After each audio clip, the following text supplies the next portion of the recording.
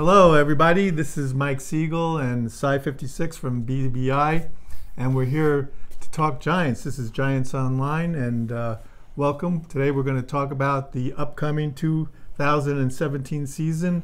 Preseason is over, and the regular season is here, 3 days away. Finally over. The teas feel like it's finally over. You know, the appetizer's over, dinner time's ready. Time to eat. Time to eat. And I'm psyched because we have every reason to believe that the Giants are a better team this year. Absolutely. You know, I don't think there's any disputing that the personnel isn't better, you know, on both sides of the ball. And we're talking about a team last year that was in the playoffs, in Green Bay, and almost won the game. And to say that you're taking that team and adding a lot of talent to both sides of the ball, I mean, you have to think this team's going to be better than they were last year. I want to start talking about one player who's been on the Giants for a while, and that's JPP. Yeah, I mean, the injury last year was unfortunate because things were starting to click for him last year. And then the abdomen injury came in and ended his season prematurely. And I think, you know, the whole situation with him essentially blowing off half his hand, that's a career ender for some people. And I think psychologically that can just ruin an athlete. And I think now that JPP has gotten his feet wet, has proved to himself, proved to his teammates, proved to the front office, the coaches, that he can still get the job done at a high level, I think we're going to start to see what we thought we were getting when we first drafted him. His second year in the league, let's not forget, he had 16.5 sacks. And I think all that talent, plus the maturity, plus more strength and power, everything's there. And I think I'm going to make my bold prediction with him. I think he's going to be in the running for Defensive Player of the Year this season. I have to say that when I was observing him, and I watched a lot of tape this preseason, JPP looked a lot faster than he did last year. Yeah, and confidence is just huge with any athlete in any sport. You know, if you can get an athlete to never have to think, just react, and let him use his tools and his gifts, that's when you could start to see a good player, you know, go to great, and great to all-time great.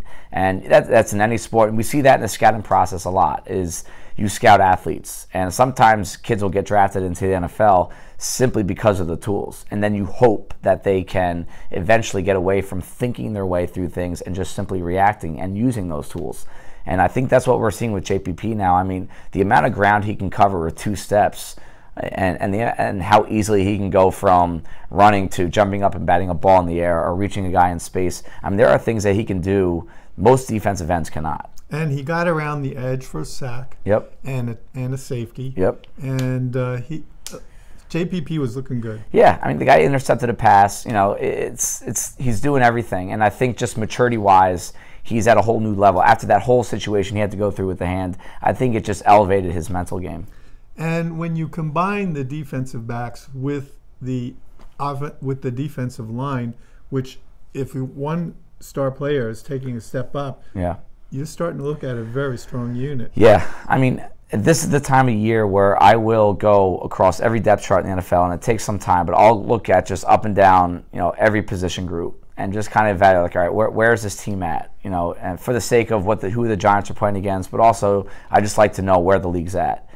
And I can confidently say there is not a team in the NFL that has a better combination of defensive backs and defensive line. You know, the trio of the Giants corners plus Landon Collins, okay? And then this Giants defensive line, that's what the NFL defense is right now. It's what can you do up front? Can you get to the quarterback? Can you control the point of attack? And can you cover? They can do both at a really high level. Not a high level, I'm saying top 5 each individually. Put those two together, it's a rare combo. And Collins is looking like he's on fire. Yeah, I mean, Collins, I think what we saw last year is what we're going to see, you know, moving forward. I think we're going to see a guy that is just all over the field. He can cover, he'll make play. He's the Giants playmaker. And then you have to account for snacks on every play. Yeah, absolutely. I mean, now this is where I'll start to sound like a Giant homer, but can you make the argument that Damon Harrison is not a top 3 defensive tackle in the NFL? I mean, I think you can make the case he's the best. And, you know, what he does for this defense is both obvious and not obvious. Like, you can see he's up there dominating the point of attack, pushing guys back, led the NFL defensive linemen in tackles last year. okay? But it's also what he does to free other players up, that if you're not really looking for it, I mean, what he would do, he's probably the most important player on the defense. There was one play in preseason, which I think I watched 20 times, Sy, and that he was one-on-one with a guy. He took him out with his shoulder, pushed him all the way back, and he makes the sack. Power presence, man. I mean, that is the first thing I look for when the college scouting process with the game started last week. And that is what I look for initially in the defensive tackles is presence. You know, do they get off the ball, control the point of attack? Are they pushing or are they getting pushed? You know, and Damon Harrison, I don't think, you know, the next time he gets pushed backward, it'll be the first. And he is so reminiscent of Vince Wilfork on the New England Patriots defense, all those championship defenses they had. He is the same exact kind of player, and I think he's going to have the same kind of impact here as long as you stay healthy. And we field a lot of complaints about the linebackers, but there's reason to be optimistic about the linebackers. You know, Goodson is really well thought of. Yeah, he's a young, athletic player that is starting to get it. And at the end of the day, you need these linebackers to not hurt the defense. They're so strong elsewhere. You don't need them to be the playmakers.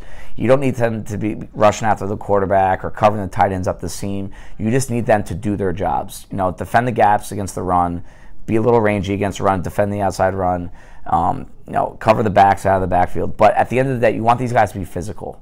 And we watched up close and personal Goodson, Casillas, Kennard. They are as physical as it gets. They are blue collar, I want to punch you in the mouth linebackers, and that's what they need. There's no doubt about that. I mean, and we were very up close. Yeah, I mean the sound these guys create. I mean, Goodson, I mean, I think I wrote about this multiple times. He is always giving a little extra. You know, I think he alone started 3 or 4 fights because, you know, the coaches tell him to go at 50% speed, don't hit that hard. He's going 60. Hey, BJ, go at 80% speed. He's going 90. Hey, BJ, go at 90. He's going 100. That's who he is. And Kennard's a heavy hitter. Yeah, I mean, he's always been a heavy-handed. That's a Ben McAdoo line. Heavy-handed presence guy. He played all over the field at USC. Inside linebacker, outside linebacker, defensive end, defensive tackle. I think the Giants even threw him in that defensive tackle for a pass rush scheme in preseason. You know, he has the presence to play in there. So. Yep, I'm very excited about the defense. Let's take a look at the offense, because the offense was much maligned from last year, and the Giants made improvements on the offense. Yeah, I mean, again, if we want to keep this simple, let's look at just the wide receiver corps. Okay, they're going from Victor Cruz to Brandon Marshall. Okay, Victor Cruz is currently unemployed, and he got cut by the Bears. The Bears wide receiver group is probably one of the worst 5 wide receiver groups in the NFL. And especially with the recent loss of their young star, Cameron Meredith. So, I mean, he couldn't make that team, and now we have Brandon Marshall replacing him. And that's not a knock on Cruz. He had an awesome career here, very unfortunate injury that definitely cut his career short. But that is, again, keep it simple, keep it black and white. That's a personnel upgrade. And now you want to talk about the tight ends, that the combination of Rhett Ellison and Evan Engram, I mean, that combo right there is the best tight end combo they've had since Shockey.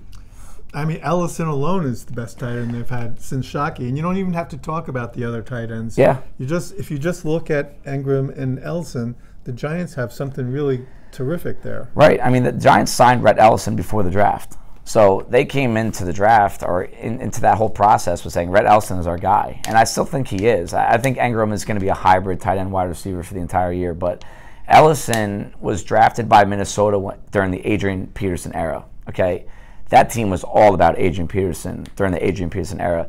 So his job for 5 years was block, block, block. Okay, maybe you run out to the flat, catch a pass, block, block, block. I mean, he had 52 catches in 5 years.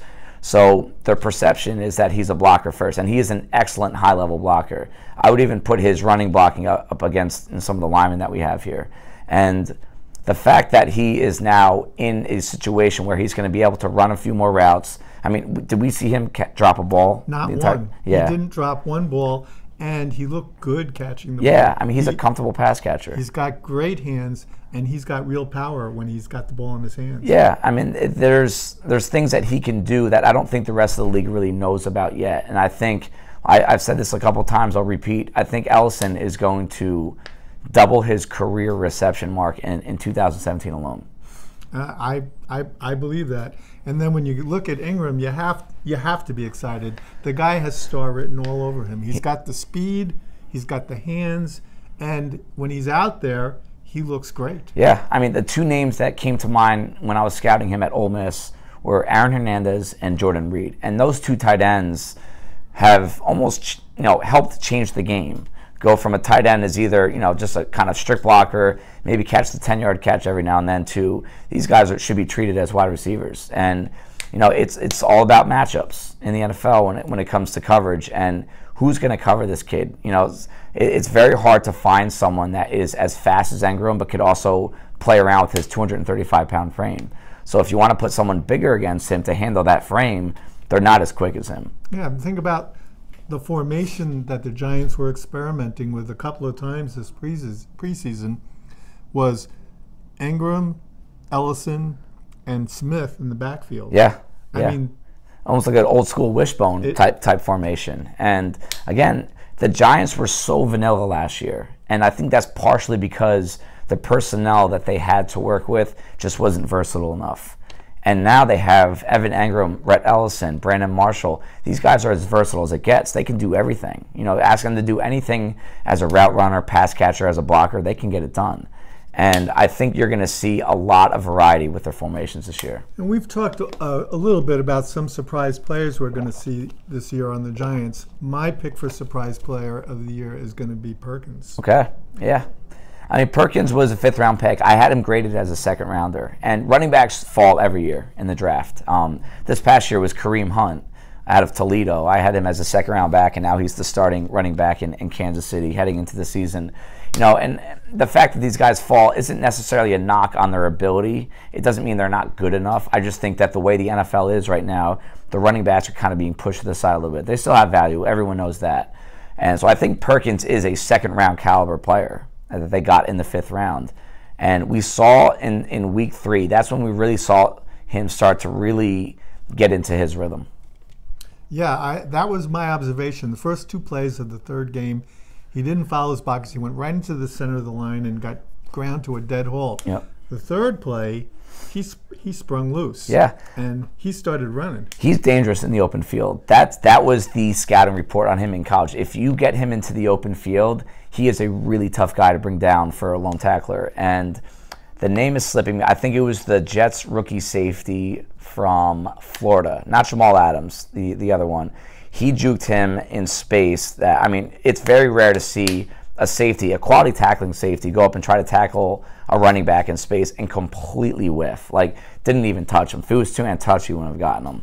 And that's the kind of ability Perkins has. He just needs to get into space. And I think that, as the Giants offense kind of progresses and the looks aren't as vanilla as they were last year, the passing game picks up. You get Perkins space, he's gonna make some things happen. And we have focused quite a bit on the offensive line in preseason. And, you have criticized a lot of the offense pretty heavily. Yep. But it's hard to escape the conclusion that the offensive line has at least modestly improved. Yeah, I don't think they've gotten worse. And you have to think that with young players, they're a little bit better than they were last year. That's just natural progression for most young players in the NFL. So you get a little bit better year to year. If you want to even go deeper than that, offensive lines get better the longer they stay together because chemistry is enormous with offensive lines and just being able to communicate, pick up stunts and pick up blitzes. So you can say the fact that the same group is going out as last year, that in itself should help improve the group as a whole. Bobby Hart and Eric Flowers, they're the 2 main subjects of discussion when you're talking about how good or how bad are they. And they're both young players with tools. There's no arguing that. They both are athletic, big, powerful guys. And we saw marked improvements on their techniques, their balance. They did have a few rough days here and there, and nobody's asking for perfection. I think the biggest question is this with a young offensive tackle. If they get beat early in first quarter, how do they respond to that? And some young kids, they don't have the maturity to put it behind them and move forward. And Richburg's a little inconsistent so far this season. We have to pray a little bit there. Yeah, there's been excuses made for him for a couple years now. This injury, that injury.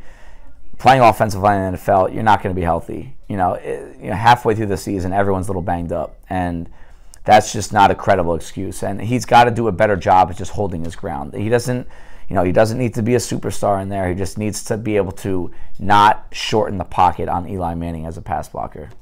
And I like the backups. I think that the Giants' backup offensive linemen, and particularly Fluker and Jones, are maybe two of the best backups they've had in a while. Yeah, the backups are strong inside. DJ Fluker was the 12th overall pick, I believe, out of Alabama. Played right tackle in San Diego. Currently the LA Chargers.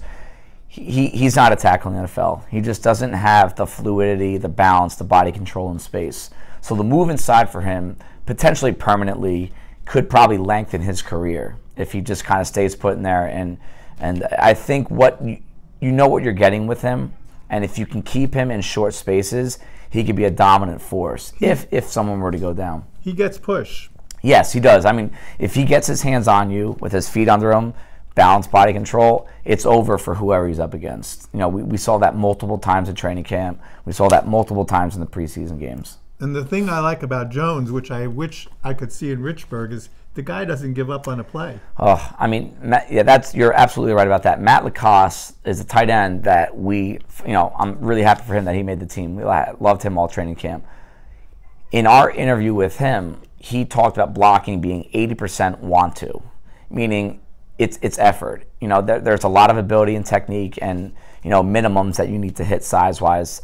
But it's how bad do you want to beat the guy. And you could just tell watching him play, he is someone that plays through the whistle every single play. Not the occasional, like, hey, I'm pumped up at the beginning of the game. No matter what, if he's tired or not, playing guard or center, he plays through the whistle. And that's going to be something that any coach wants on their team. And when you look at Eli is Eli. We know what we got with Eli. Yeah. He's going to have his good days and his bad days. Yeah, he's had a roller coaster career. He's had more highs than lows. His lows can get very low. We've seen that multiple times. But I think what we're seeing with Eli is that maybe his skills, his ability are slightly declining. But he's such a smart player. He's so experienced. He's so tough. He's been a football guy since he could walk. He knows how to make up for shortcomings. We saw that with Peyton Manning towards the tail end of his career, that he lost a lot of zip on the ball, but he was still a dominant player because he could think his way into a lot of throws. And also, I think the Giants did such a good job of putting more talent around him. If you want to go year by year, this is probably the most talented group of pass catchers the Giants have ever had. And now, you could see that Eli is going to start to become that quarterback where, hey, just don't hurt us. Just do the little things, get the ball in these kids' hands, and let's see what they can do. I'll tell you what really excited me again was the third game in preseason. Eli was moving the ball, and he didn't have Beckham or Marshall out there. Yeah. I mean, that's where. Let's talk about Evan Engram again. Eli and Engram have chemistry already, which is not common to see so early in a rookie's career. I mean, we haven't even played week one, but I noticed in training camp, and didn't really know how credible that was, but I noticed it in the games too. I mean, these guys have a special connection already, and that's a big deal for a position that's going to get a ton of passes thrown their way. So we like the Giants. We like the upcoming game. We're going to talk a little bit about the matchups between the Cowboys and the Giants too. Well, the first thing that's going to come to mind about this Giants-Cowboys game is what we see out in the media now is how is Ezekiel Elliott playing in this game? I mean, I saw that he was suspended 6 games, and then I just saw recently that it was upheld. And now we're seeing that he's playing week 1. I'm not understanding how that's working. All right, let me explain that for you. You have to look at it as the venues that his case was heard in. The first venue was the NFL. The NFL did an investigation, and they came up with the conclusion that he needed to be fined. And then Ezekiel Elliott's team appealed that to the NFL. And the NFL and the CBA calls for an appeals process that is held by the NFL. So they appealed the decision, and then while that decision was being debated, Ezekiel Elliott and his legal team preemptively struck and brought the case into federal court outside the NFL.